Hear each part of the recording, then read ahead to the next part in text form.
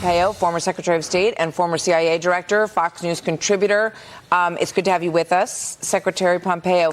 You were enthusiastic the last time we spoke that this finish the job MO seems to be in place. What's your reaction now, when we were on the cusp of this third round of bombings, that President Trump says he's canceling those and that he believes there's a meaningful deal? Well, Martha, good afternoon. It's great to be with you. I still believe it's going to take significant kinetic action to bring the Iranians to heel in a way that delivers on the outcome.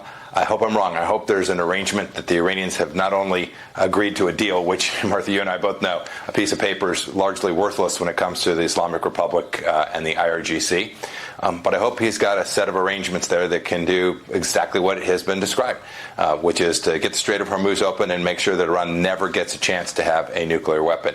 That remains to be seen. I think there were two key points in his Truth Social. One was the blockade's going to stay in place. That is a powerful, powerful force against the regime. It's denying them hundreds of millions of dollars each and every week. And then second, he said, look, we're going to make sure that we get this in a place that's executable and verifiable.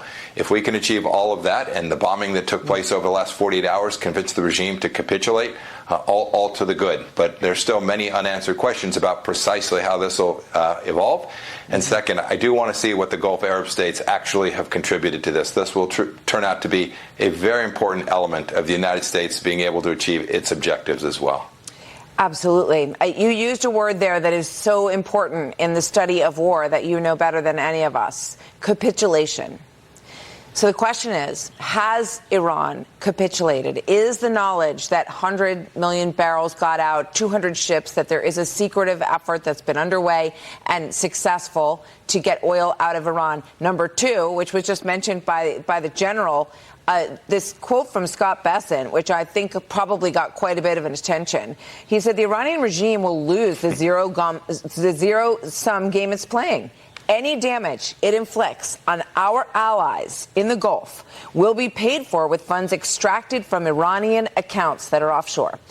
Any tolls paid to the Persian Gulf Strait Authority will be offset by funds extracted from their accounts. I think this is an idea that's going to land not very well with Iran, and I think it makes a ton of sense. What do you think?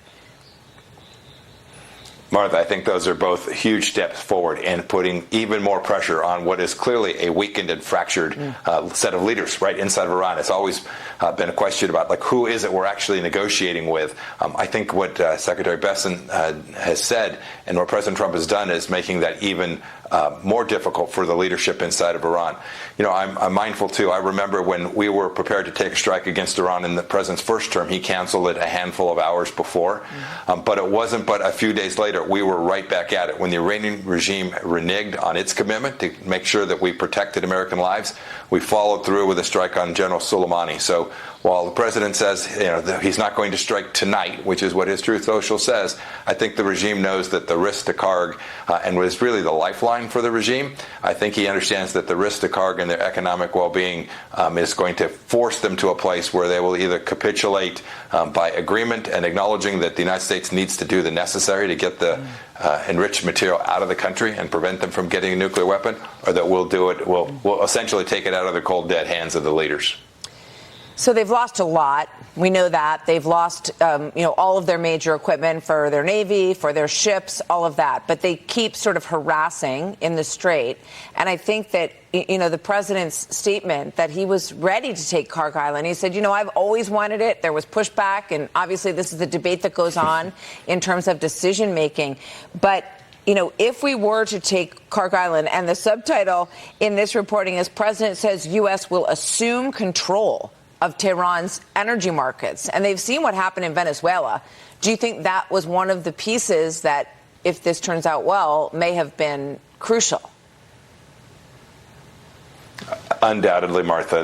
The regime knows that the lifeline, the ability to continue to pay the besieged, to continue to purchase weapons, depends on Karg, and the capacity Karg is used to move their energy into the Gulf. To lose control of that, and they know the United States could take it if we were determined to do so, and President Trump chose to take that action. I think that undoubtedly is in their calculus in a way that wasn't there just 48 or 72 hours ago. All right, I want to get in two quick questions here, and I know we're short on time, but the first one is with regard to the regime, because I know that you have said that nothing really ends in this, nothing really changes until they are gone and until the people of Iran have a chance to sort of create their own future. Do you see these pieces as leading to destabilization of the regime and fall eventually? Martha, I do. I think every day this pressure remains on the regime. The people of Iran see that the United States is with them, and it creates more opportunity for them. We won't know the day. We won't be able to predict this, but I'm confident if we continue to do the necessary, the things that are good for the United States of America, that the people of Iran will ultimately benefit from that as well. And to your point, the regime, the hardliners in the IRGC, the folks who have been in control for now almost 5 decades, will ultimately lose their capacity to destroy the lives of the Iranian people and threaten our Gulf Arab allies, Israel, and the United States of America. Well, countries that threaten so many areas, we've seen the fall of Japan and Germany. We've seen the fall of the Berlin Wall under President Reagan, and this is obviously it could be the sea change in the Middle East that we want to see. Next time, we're going to talk more about the Abraham Accords. It's good to have you with us. But just a quick thought on Jay Clayton, who has now been nominated by the president to take over as the Director of National Intelligence. Is this a good pick? Fantastic pick. I know Jay well. I worked with Jay when I was a Secretary of State, when he was at the SEC. He has the trust and confidence of the President of the United States. He is he'll work his tail off, and he is really smart. A fantastic pick, and he will be a great DNI for the United States of America. All right, we'll be watching that closely. Secretary Pompeo, always good to see you, sir. Thank you very much. Thank you, Martha.